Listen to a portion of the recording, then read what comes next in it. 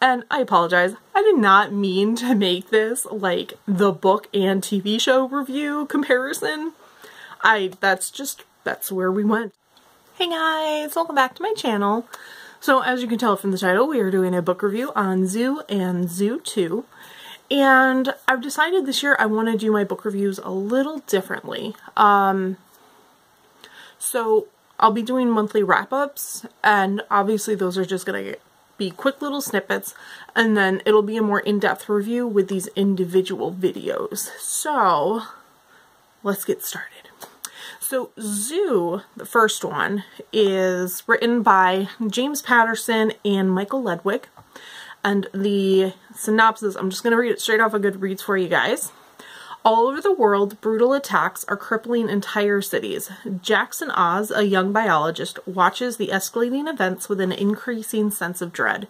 When he witnesses a coordinated lion ambush in Africa, the enormity of the violence to come becomes terrifyingly clear. With the help of ecologist Chloe Toussaint, I know how to say that because of the TV show, Oz races to warn the world leaders before it's too late. The attacks are growing in ferocity, cunning, and planning, and soon there will be no place left for humans to hide. With wildly inventive imagination and white-knuckle suspense that rivals Stephen King at his very best, James Patterson's Zoo is an epic, non-stop thrill ride from one of the best, says Time magazine. Okay, so this is the first James Patterson book I ever read, and I actually listened to both of these on audiobook, and they're both narrated by Jay Snyder. And the audiobook was good. So I picked this book up because I watched the show on Netflix, which originally aired, I think, on CBS. And they canceled it after 3 seasons. I'm very mad. We're not going to get into it. So I loved season 1. I'm like, okay, I need to read this book. Blah, blah, blah, blah. So I'm going to break this down into the good, the bad, and the ugly. So, the good.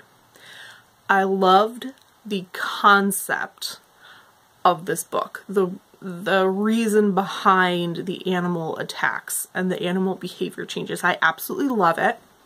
It is completely different from the TV show.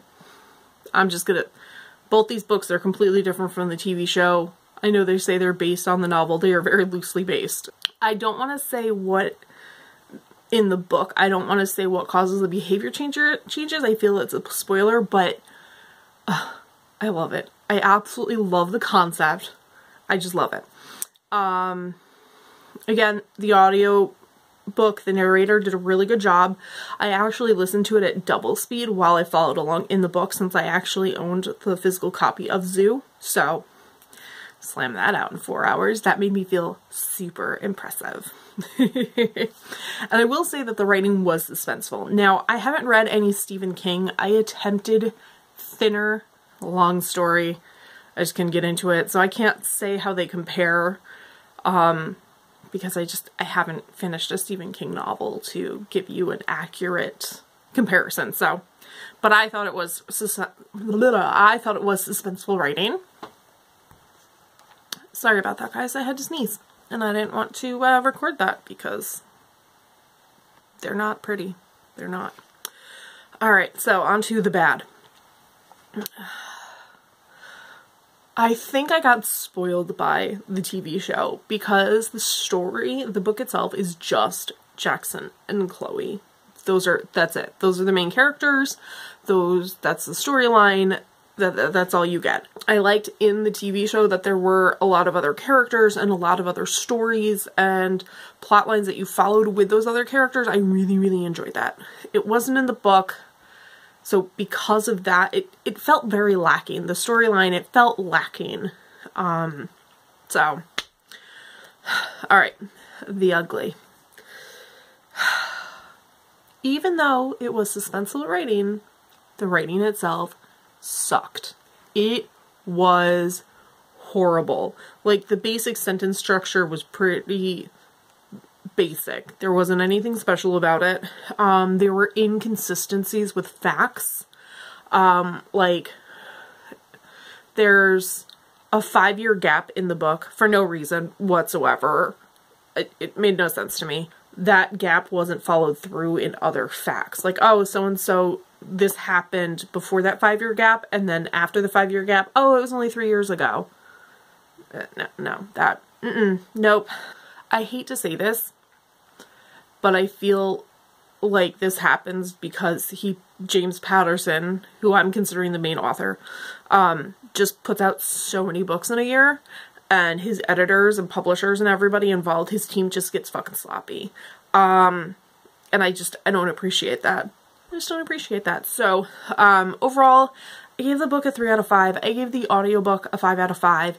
And honestly, I prefer season 1 of the TV show to this book. So, moving on. Now, Zoo 2 is what they're called book shots, which are essentially novellas. This one's like not even 150 pages long. So, the synopsis on Goodreads: James Patterson's zoo was just the beginning.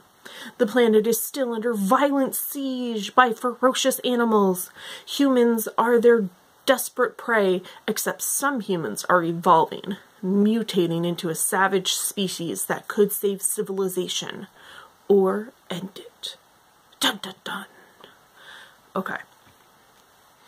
So, I don't think I mentioned this in the first one, in the first one. I don't think I mentioned this while I was talking about Zoo, the first book. As far as the reasons for the animal change behavior, I like the conspiracy theory of the TV show, but the one in the book is just way more possible. And as far as this book 2, which is essentially season 2 of the show, I really didn't care for season 2. I really liked the idea of the mutations going on in evolving, or whatever you want to call it, in the humans in the book, Zoo 2. Let's continue on. The good. So I like the idea that the humans are finally affected by this global change, because the change that's going on that's affecting the animals is a global phenomenon. It's not a conspiracy theory of this certain product or something. It is just, this is happening. I liked that it was more of a mental evolution than a physical evolution. I thought that was a little, I just didn't buy it in the TV show. But moving on, I really liked that the humans were finally affected by this thing that is happening, that humans, we created ourselves. Because I feel like some of the things that happened in the book are things that could realistically happen. And, you know, humans need to live with those consequences, and we need to realize that what we're doing affects the animals, and blah, blah, blah, blah, blah. So I love that concept. Love the idea. The bad.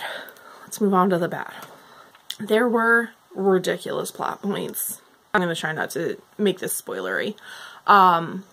There was a kidnapping by a radical group, and it was completely pointless, completely useless, and I thought it was just a waste of space. It was a waste. They could have done something completely different and much more thought out than that. I felt like it was just, we need to have this person here in the story more, so this is what we're gonna do.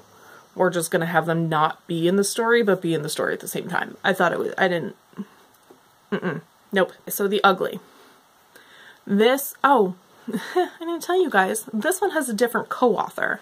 This one is co-authored by Max Delalo, and I thought that with a new co-author, the writing would get better, and I was majorly disappointed. There's still fact inconsistencies. The sexism is ridiculous in this book. In this short book, oh my god, like,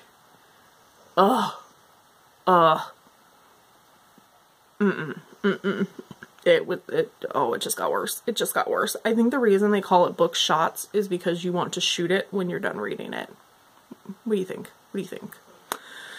So I gave the book a 3 out of 5, again, because I just really like the concept. It just wasn't fleshed out enough. It needed a different author, different team, lots of different things, but I really like the concept. And again, the audiobook, it was narrated by Jay Snyder, so that's a 5 out of 5. So let me know if you've read this book, these books, any of them, watch the TV show, because I think we should start a petition to make CBS bring it back. That's my 2 cents. Because that cliffhanger, oh my god. Alright guys, so all my social media links are in the description box below, and I will see you in the next video. Later!